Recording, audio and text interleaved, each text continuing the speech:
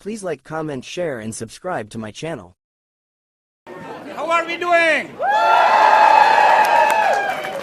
Thank you. Thanks for coming. So first of all, I'm going to start off with my land acknowledgments. The city of Hamilton is situated on the traditional territories of Erie, Neutral, Haudenosaunee, Huron, Bandit, and Mississaugas. This land is covered by the dish with one spoon warm home belt covenant, which was an agreement between the Haudenosaunee and Anishinaabeg to share and care for the resources around the Great Lakes. We further acknowledge that this land is covered by between the lakes purchased 1792 between the Crown and Mississauga of the Credit First Nation. Today, the city of Hamilton is home to many indigenous people from across Turtle Island, and we recognize that we must do more to learn about the rich history of this land so that we can better understand our roles as the residents, neighbors, partners, and caretakers. All right. So, what's up, Hamilton now? Everybody good? That's great. My name is Aslam Rana. I'm a Liberal Party candidate from this beautiful riding. I did Master in Civil Engineering from Toronto Metropolitan University, and I have been working for many years on various infrastructures, subway, and LRT projects. I want to bring those expertise in this beautiful riding. By the way, how many engineers are in here? Yay! Thank you. Hamilton deserves a government that builds, not just talks. A government that shows up, not just tweets.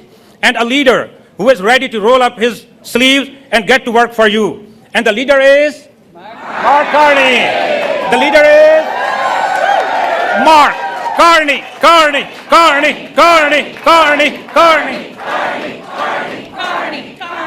Under Mark's leadership, we are going to tackle the housing crisis. We are going to invest in a real infrastructure. We are going to stand up for the Hamilton workers and the businesses and bring back fairness and opportunity to every corner of this beautiful city and this beautiful riding. Yes. Yes, this is a time. This election should not just be about red, blue, or orange. Do you think orange is an option on the table? No, not at all. So this election is not just for the color. This is about the results. And with my experience of being a civil engineer, I'm ready to deliver for Hamilton Center. Yes. Now, it's my absolute honor to welcome a fierce advocate, a champion for this city, and your incredible MP for Hamilton Mountain, Lisa Hefner.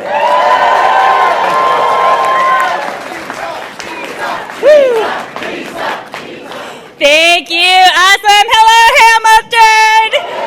So good to see this room packed to the gills. You know, this is the second election for me, and the candidates behind me and I have been pounding the pavement for weeks now, spending hours talking to people, knocking on doors, and the mood is definitely different this time around. Yeah.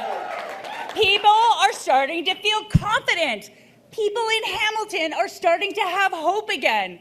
We have calm, measured, brilliant, a globally respected economist as our leader in Mark Carney, and this is what Canada needs right now.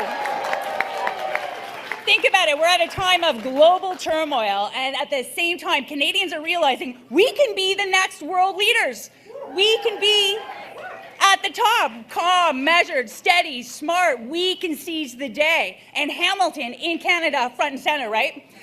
The steel industry, ramping it up, fighting those tariffs, producing that green steel that's going to be in high demand all around the world, doubling the construction of our homes, and giving our tradespeople the tools they need to do their jobs and earn a proper living, and bringing in more apprentices to ensure and secure the next generation of builders. These are the ideas we need for a strong Canada, and we're getting them from our strong, capable leader.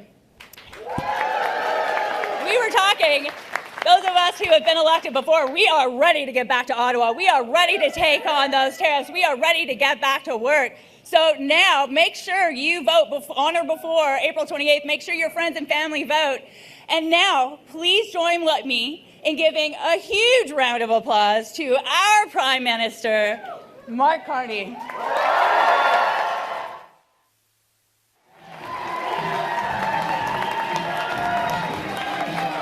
All right.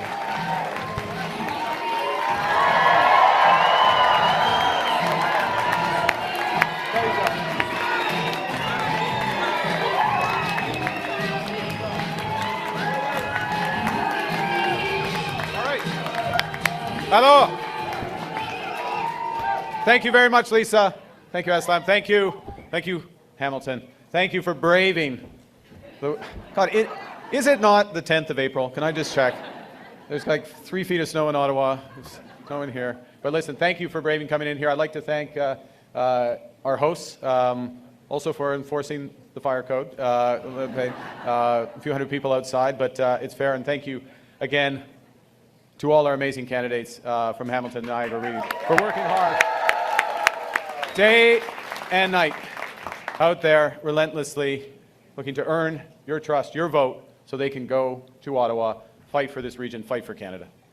That's right. And it's great to be in this city, the city that has been putting literally the backbone into our buildings, our bridges, our rails, our hydro towers across Canada, across the world for more than a century.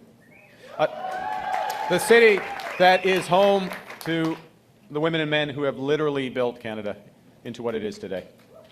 And you know, I've spent in the last few weeks, I've been meeting with the building trades, the crane operators, the iron workers across Canada. And I've been sharing our plans, and Lisa was referring to some of this, I've been sharing our plans not just to create tens of thousands of jobs, but tens of thousands of careers in the skilled trades. Yeah. And more broadly, we're here in Hamilton because we need this city, but your energy, your ingenuity, and your drive to build Canada strong. So I want to know, I have a question. Who is ready? Who is ready? Who is ready? Who is ready to stand up for Canada with me? We all need to be ready. And who here is ready to help the Liberal Party win the most consequential election in our lifetime? Look, it's consequential for a number of reasons. The first is obvious. President Trump, yeah, I'm afraid. I've got to talk about it. I have to talk about it. Okay, you can't just ignore him. It's funny. I'm going to tell you a story. I shouldn't do this, but I'm going to tell you a story. I'm going to get in trouble for later. Paul Martin, great Paul Martin. Great Paul Martin. Deep roots around here. Great Paul Martin used to have this thing where he would say, setting that aside. And it'd be like, you know, setting gravity aside. You say, no, Prime Minister, we can't just... So it's like setting President Trump aside. No, we can't do that. We have to deal with it. President Trump's trade war has literally ruptured the global economy. And the system of trade that was anchored on the United States, a system that we in Canada had relied upon since really the end of the Second World War, a system that, while it wasn't perfect, had helped deliver prosperity to our country for decades, that system is over. And I'm afraid our... Let's get it right. Look. Thank you. You know what? You know what? Thank you.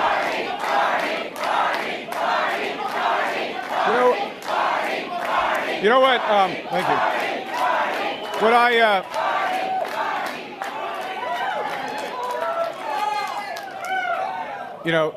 thank you. Thank you. I can do it. I gotta do it. We're gonna do it. We can do it. That's the question for the next 2.5 weeks. Stuing. Thank you. Because we need to do it because... Tell the story of what you did to the children on Come on.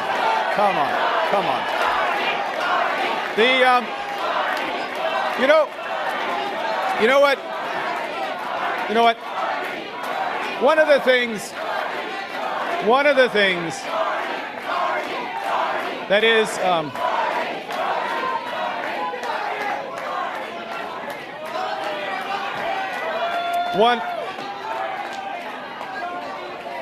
it's interesting. Earlier today, I'll get back to Trump and trade and everything, because we can't avoid it. But earlier today, we announced a series of measures on crime.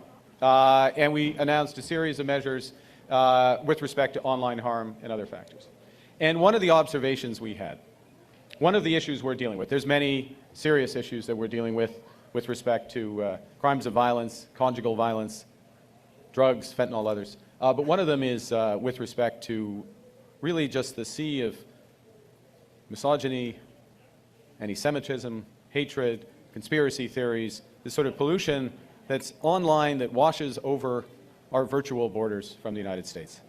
And that's a mild version of that. That's fine. I can take the conspiracy theory and all that. But the more serious things is when it affects how people behave in our society. When Canadians are threatened going to their community centers or their places of worship or their schools, or God forbid, when it affects our children. So we, my government, if we are elected, will be taking action on those American giants that come across. Now, our border with the United States is changing. That period, I'm back on Trump, I'm afraid. He won't go away. He will not go away. And that steadily deepening integration with the United States, that is also over. And, you know, this is a tragedy. We didn't ask for this. It's a tragedy, but it's a new reality.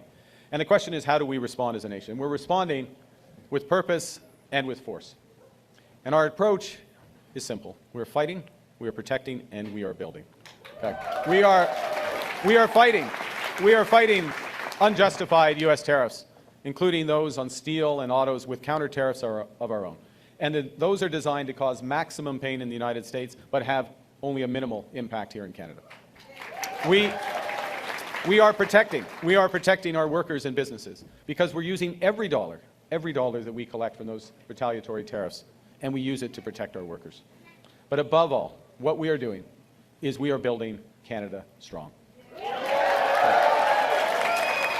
And that will require, building Canada strong, that's going to require big changes. I'm not going to sugarcoat it. But we're ready for those changes. I'm ready for those changes. And I come to you not as a career politician, but as a pragmatist. Yeah. So when I see something that's not working, I change it. And that's exactly what we did during my first week as Prime Minister. We saw that homes have become too expensive. And there's much that we need to do to change that for younger Canadians. But the first thing to do was to cut taxes on them. The second thing we did was to take an increase in what's called the capital gains tax that was going to stifle our builders and our innovators. So we reversed that. The next one you probably noticed. The consumer carbon tax was too divisive. Yeah, too divisive. So we eliminated it on day one. Came into effect last week. You see it at the pump. Because if something's not working, we're going to change it. And if something is working, we are going to double down on it. Yeah. Nous avons, par exemple, nous avons élargi l'accès au régime canadien de soins dentaires pour que 5 millions de Canadiens de plus puissent en bénéficier. We've expanded Canadian dental care to an additional 5 million Canadians. Pierre Poilievre would get rid of it. Nous avons renforcé nos relations commerciales avec l'Union européenne pour que notre économie soit moins dépendante aux États-Unis. De rien. Nous avons conclu une entente militaire avec l'Australie et renforcé notre collaboration militaire avec la France et le Royaume-Uni. Yes, we have expanded our trade and our security partnerships with reliable allies in Europe. Et nous accélérons le développement de projets d'infrastructures majeurs et faisons du Canada une superpuissance des énergies vertes et traditionnelles. We'll be an energy superpower. Et finalement, nous mettons fin au dédoublement des réglementations. We know that we now need to do as a country things that we previously thought were impossible, and we need to do them at speeds that we haven't seen in generations. So we need a new approach to getting things done. So for big infrastructure projects, that starts with something simple. One project, one review, one level of government.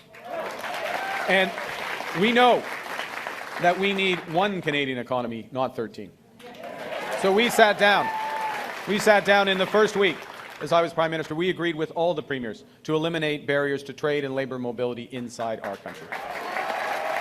And you know, I thought to myself after that meeting, when was the last time the provinces agreed on anything? Except that they hate the federal government. They still hate the federal government, but they agreed on this. And what the federal government is going to do, because if you make an agreement like that, okay, that's fine. It's a nice meeting, there's a press conference, okay, we're going to do this. But you have to follow through. You have to follow through. So the commitment of our government is that we will do our part. We will table legislation by July 1st to eliminate the federal barriers. We will have free trade in Canada by Canada Day. So in just 9 days, in government, we did more than Pierre Poilievre has imagined in all his decades. Yeah. And that's possibly because it's not clear he has an imagination and doesn't just mimic mimic Donald Trump. So then we began our campaign on day one. On day one. On day one. Thank you. On day one. On day one. You focus on, you know, thank you. Thank you. Thank you. You know, on day one, we announced a middle-class tax cut. Thank you. Thank you. All right. On a d'énergie ici. Aslam.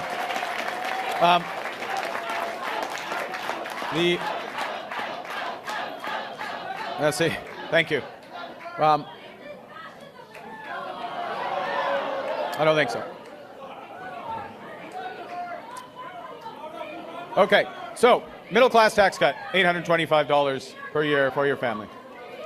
Then the world is a more dangerous and divided place.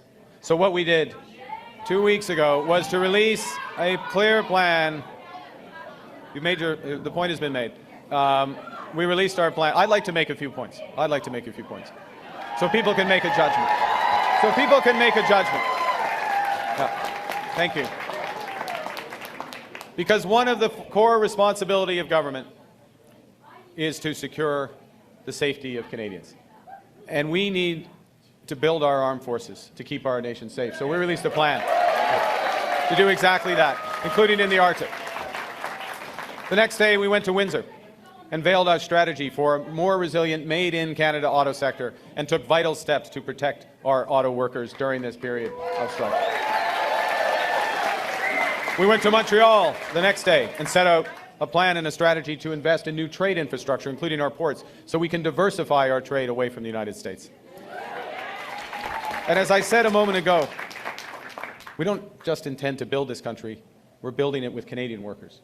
So on the weekend, we unveiled measures to cover the cost of apprenticeships at all levels, individually, through the unions, through the post-secondary education, to literally create hundreds of thousands of careers in the skilled trades. And if there's a message I want younger Canadians to hear, is that we are going to be building this country for the next quarter century. Yeah, and we need you to do that. Part of that is an ambitious strategy to double the pace of home construction to 500,000 new homes per year. And in the process, do it smart. Create an entirely new made-in-Canada industry, modular and mass timber homes. Yeah. Earlier this week, we announced a series of measures to protect the incomes of seniors during this market turbulence. Yeah. And a bold new strategy to protect our natural heritage, our land, our water, our biodiversity. Yeah. And today, with Bill Blair, I announced a series of measures to build safe, secure, and healthy communities across Canada, stem the tide of illegal guns coming across the border in Niagara and elsewhere. Because we don't need the online hate from the United States. We don't need their weapons. We don't want their weapons. So we have accomplished a lot in just under 4 weeks. And the question is, just think of what we could do together if the Liberal Party gets a strong, positive mandate from Canadians. And we need that mandate. We need that mandate because Canada is facing the most significant crisis of our lifetime. President Trump, he's clear about his strategy. His strategy is to break us so that America can own us. You know, we are over as a country, we are over the shock of the betrayal. But we should never forget the lessons. Never forget the lessons. That's right. That's right. We have to look out. We have to look out for ourselves. We have to look out for ourselves, and we have to take care of each other. We didn't ask for this fight. We didn't ask for this fight, but Canadians are always ready when someone else drops the gloves. Elbows up. Elbows up. And in this trade war, just like in hockey, we will win.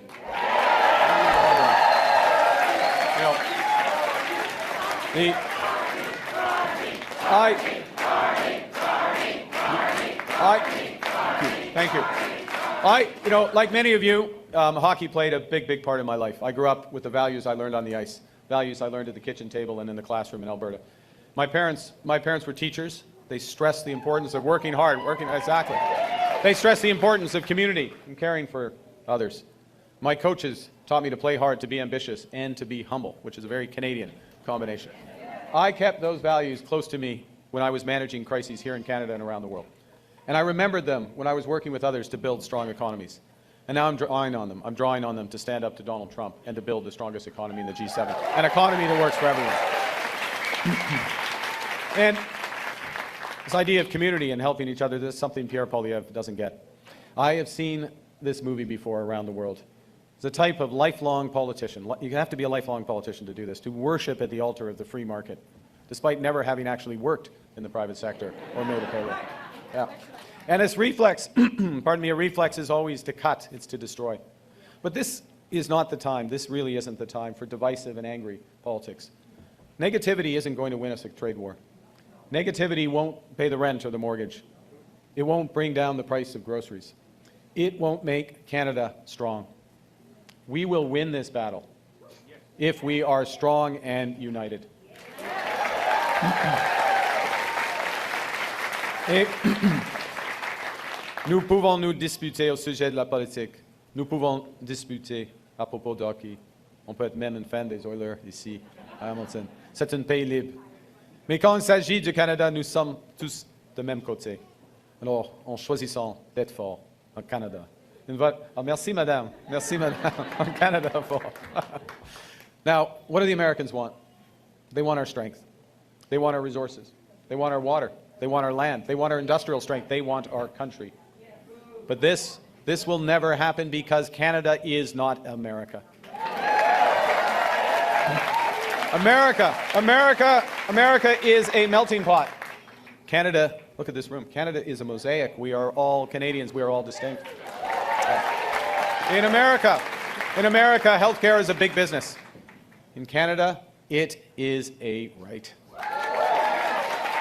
Aux États-Unis, on ne reconnaît pas les différences. On ne reconnaît pas les peuples autochtones. Et il n'y aura jamais de droit pour la langue française. Les États-Unis ne sont pas le Canada. Et le Canada n'en fera jamais partie des États-Unis. Jamais. Okay. So what do we do? Well, in my experience, the most important thing in a crisis is to distinguish between what you can change and what you can't. And it's not a big insight, but I think after all this time, we cannot change Donald Trump. Nous devons comprendre ce que nous pouvons et devons changer. Nous sommes maîtres chez nous. Nous pouvons contrôler notre destin économique. We are masters at home. We can control our economic destiny with the right plan. A plan that puts more money in your pocket. A plan where the government spends less so Canada can invest more. A plan that makes big polluters pay instead of hard-working Canadians. A plan that builds an energy superpower and builds trade corridors and relationships with reliable partners. Look, if the United States doesn't want to lead anymore, Canada will. We will lead. We will build. We are ready.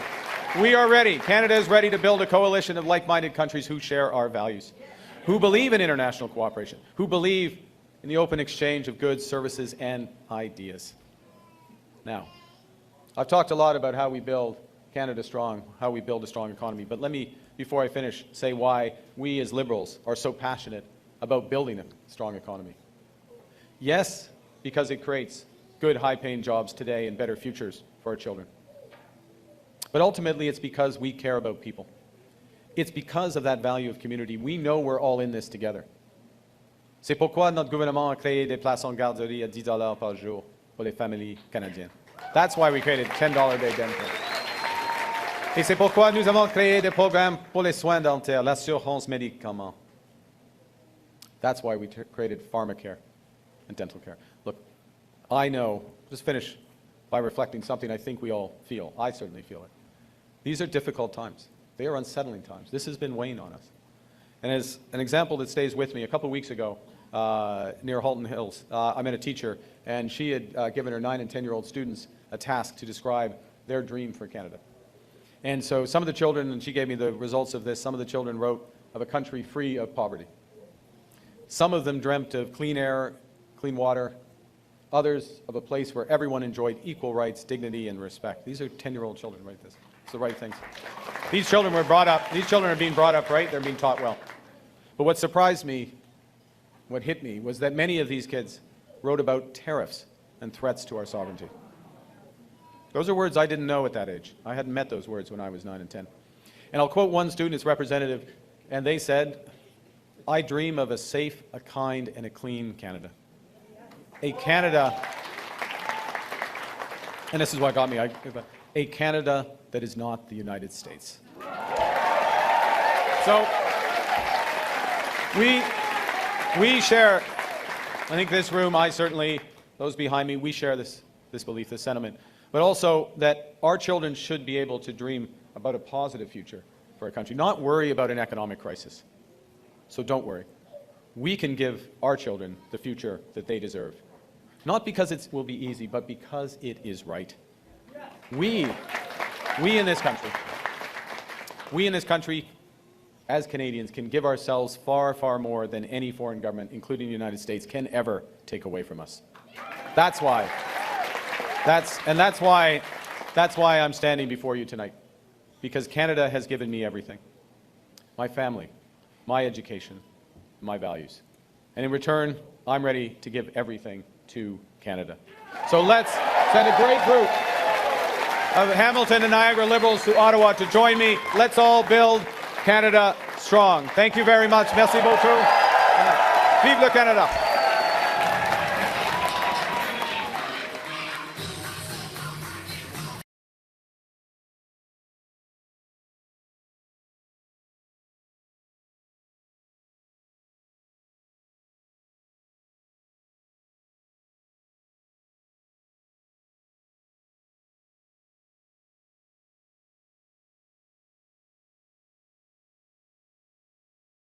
Please like, comment, share, and subscribe to my channel.